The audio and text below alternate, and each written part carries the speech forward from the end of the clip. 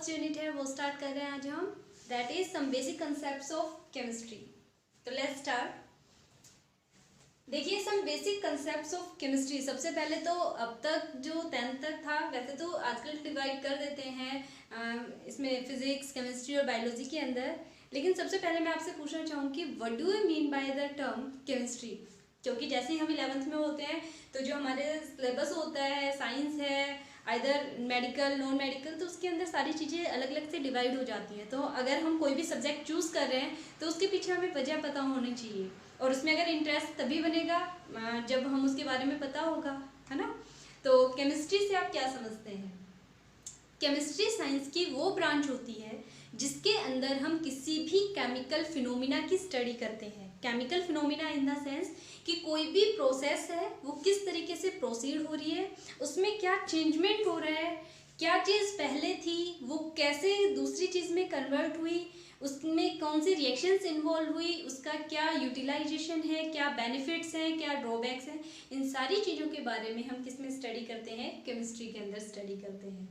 तो हम स्टार्ट करते हैं पहले डेफिनेशन से ही। देखिए अब तक साइंस के बारे में बात करते थे, अब मैं यहाँ पे केमिस्ट्री के बारे में बात कर रही हूँ। केमिस्ट्री की अभी आपको जो जानने की जरूरत है वो बेसिकली 3 ब्रांचेस हैं। कौन कौन सी? फिजिकल केमिस्ट्री, इनऑर्गेनिक केमिस्ट्री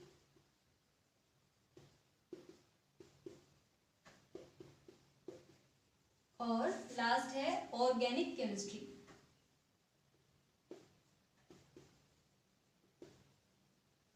इसके अलावा एनालिटिकल केमिस्ट्री का भी कुछ पार्ट आपके सिलेबस में इंक्लूडेड है, नेचुरल केमिस्ट्री का भी है, एनवायरमेंटल केमिस्ट्री का भी है, लेकिन फिर भी जो हमारा 3 जो मेन चीजें बेस्ड रहेंगी 11th-12th के अंदर, वो फिजिकल केमिस्ट्री, इनऑर्गेनिक केमिस्ट्री और ऑर्गेनिक केमिस्ट्री रहेगा।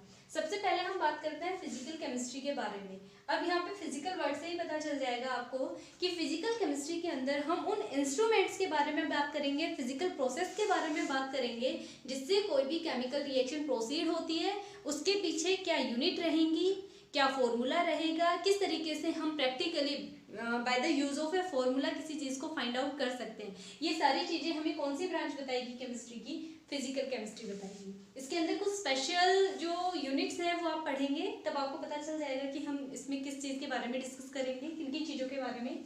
उसके बाद बात आती है इनऑर्गेनिक केमिस्ट्री की। इनऑर्गेनिक केमिस्ट्री वो ब्रांच होती है केमिस्ट्री की जो फुल ऑफ एक्सेप्शन रहेगी, यानी एक्सेप्शंस इनऑर्गेनिक केमिस्ट्री के अंदर सबसे ज्यादा रहते हैं। इसमें हम जितने भी इनऑर्गेनिक चीजें होती हैं, इनऑर्गेनिक यानी एक तरीके से आप ये कह सकते हैं कि जैसे गैसेस मॉलिक्यूल हम कंसीडर करते हैं, CO2 है, NO2 है ना, या फिर आप NH3 ले लो, इस तरीके के बहुत सारे कंपाउंड आप स्टडी करने वाले हैं इनऑर्गेनिक केमिस्ट्री के अंदर।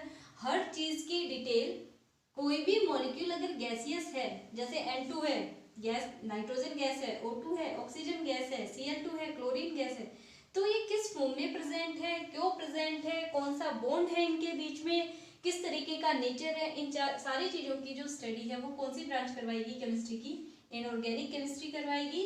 और लास्ट है organic chemistry. Organic chemistry the most interesting.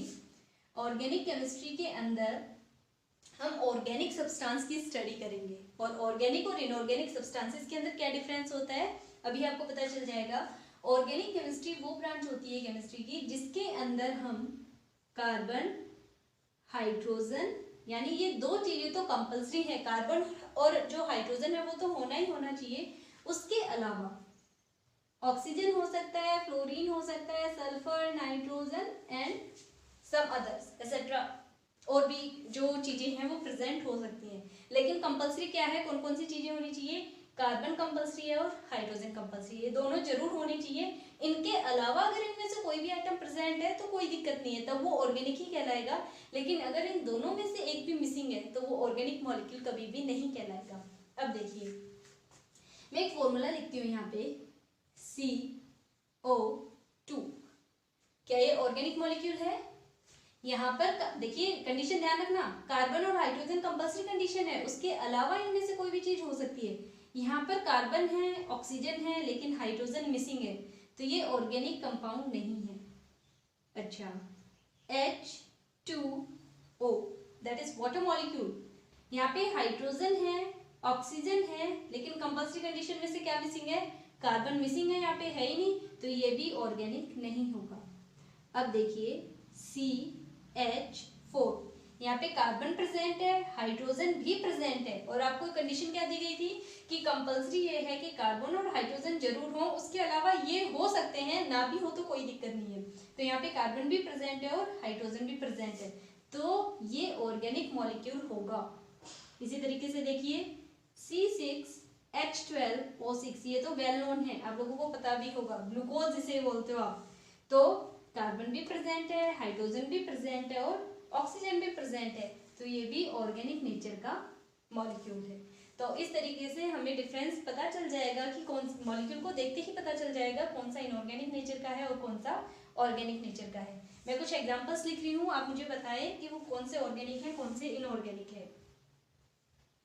NO2, C2H5OH, CH3COOH and NH3। आप इनमें से सर्च आउट करके मुझे कमेंट सेक्शन में कमेंट करके बताएंगे कि कौन सा ऑर्गेनिक है और कौन सा इनऑर्गेनिक है। तो जो सम बेसिक कंसेप्ट्स हैं उसके अंदर सबसे पहले आपको डेफिनेशंस याद करनी है, किसकी केमिस्ट्री क्या होता है, फिजिकल इसकी कितनी ब्रांच है, ब्रांच की डेफिनेशंस, कौन सी ब्रांच के अंदर हम क्या पढ़ने वाले हैं, और साथ साथ अपनी नोट्स मेकिंग साथ साथ अपने चला के रखें, उन्हें बनाते रहें। ऐसा ना करें कि सिर्फ पढ़ें और फिर नोट्स की बाद में बनाएंगे, ऐसे गलती नहीं करनी है। तो साथ साथ आज से ही स्टार्ट कर दें। जो some basic concept of chemistry है उसके अंदर कुछ एक चीजें जो आपको फाइंड आउट कर लेनी चाहिए, सबसे पहले पता होनी चाहिए। तो एक तो अभी मैंने मॉलिक्यूल्स बताए थे वो, उसके अलावा आपको इन 3 क्वेश्चंस का आंसर और देना है। Who is the father of chemistry, who is the Indian father of chemistry, and last one is who got the first Nobel Prize in chemistry। बहुत ही आसान है और आपने 10th के अंदर पढ़े भी हैं, तो आप एक बार इन्हें सर्च आउट करें और मुझे आंसर जरूर बताएं। उसके बाद अगर आपको नहीं पता चलता है कोई इश्यू नहीं है, मैं आपको नेक्स्ट वीडियो के अंदर इनके आंसर जरूर बताऊंगी।